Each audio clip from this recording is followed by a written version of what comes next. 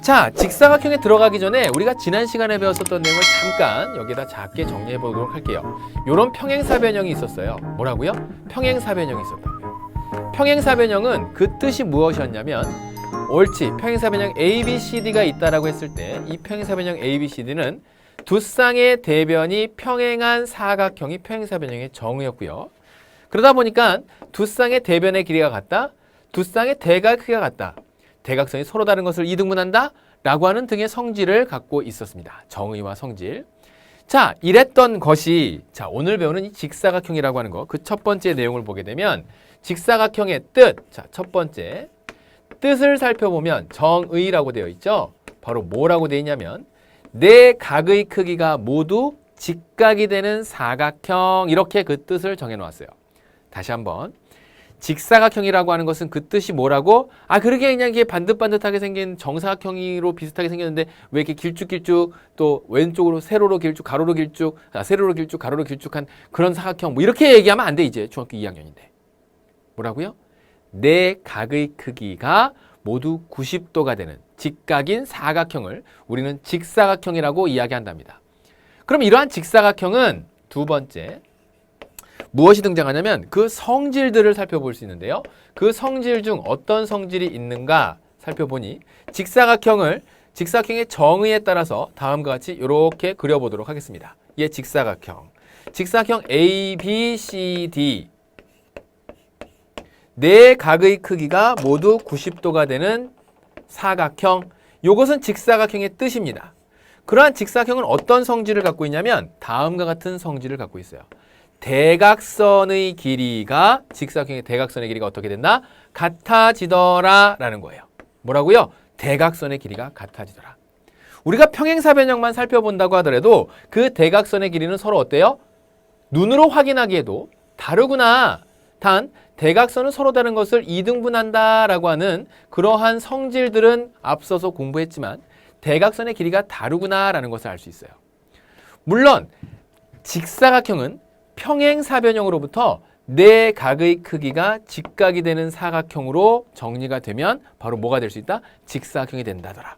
그럼 이제 이쯤에서 여러분들은 네 각의 크기가 직각이 되면서 다음에 나와 있는 이 직사각형은 평행사변형이 갖는 성질을 그대로 가지면서 거기에 추가해서 한 각이 직각이 돼버리고 나니까 네 각이, 즉 대각 길이는 크기가 같아야 되고 이웃하는 각의 크기 합은 180도가 돼야 되니까 네 각이 모두 90도가 되는 것을 확인할 수 있으면서 여기에 나와 있는 대각선의 길이가 왜 같아질까 봤더니 평행사변형에서 마주보는 두 변의 길이는 서로 어때요? 같아요. 그리고 다음에 나와 있는 BC변의 길이는 어때요? 공통으로 갖고 있어요. 뭐가? 삼각형 ABC와 삼각형 DCB가 BC변을 공통으로 갖고 있으면서 그 사이에 끼인 각이 어떻게 돼? 90도로 똑같아요. 결국 삼각형 ABC하고 삼각형 누구가? 삼각형 DCB가 서로 무슨 합동? SAS 합동을 이루는구나. 그러니까 얘네들은 뭐가 된다?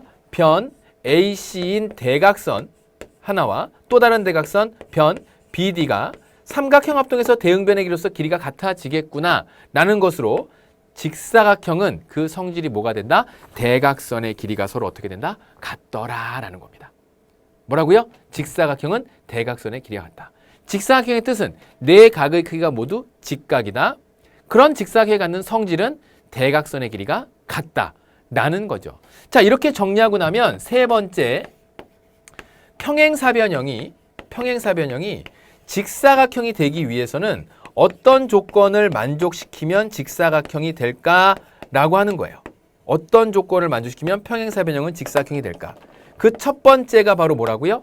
한 내각의 크기가 직각이다. 뭐라고요? 평행사변형에서 요 한 내각의 크기가 직각이 돼버리는 순간 마주보는 요 각은 대각으로서 그 크기가 같아야 될 것이고, 그 다음에 이웃하는 두 각의 크기가 180도가 되니까 나머지 한 각이 90도가 돼야 될 것이고, 그래서 평행사변형 중 한 내각이 직각이면 뭐가 된다? 옳지, 평행사변형이 된다.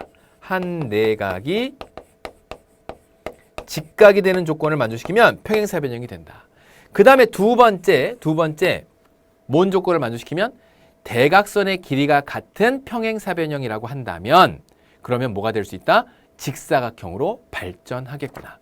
그러니까 정의 중 하나를 만족시키거나 정의를 만족시키거나 누가? 평행사변형이 그 직사각형의 성질을 만족시키는 경우 그래서 두 대각선의 길이가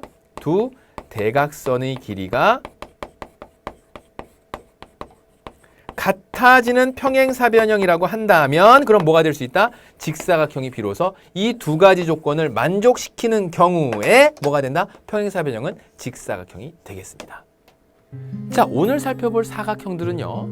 이렇듯 뜻과 그 성질과 바로 전 단계에 있는 사각형이 즉 평행사변형이 직사각형이 될 때 어떤 조건을 만족시킬 때 평행사변형이 직사각형이 되는지 뜻과 성질을 잘 기억해 놓는다면 세 번째 이 내용은 그냥 같이 함께 따라올 수 있으니까 직사각형에 갖는 뜻 다시 한번 정리합니다. 뭐라고요?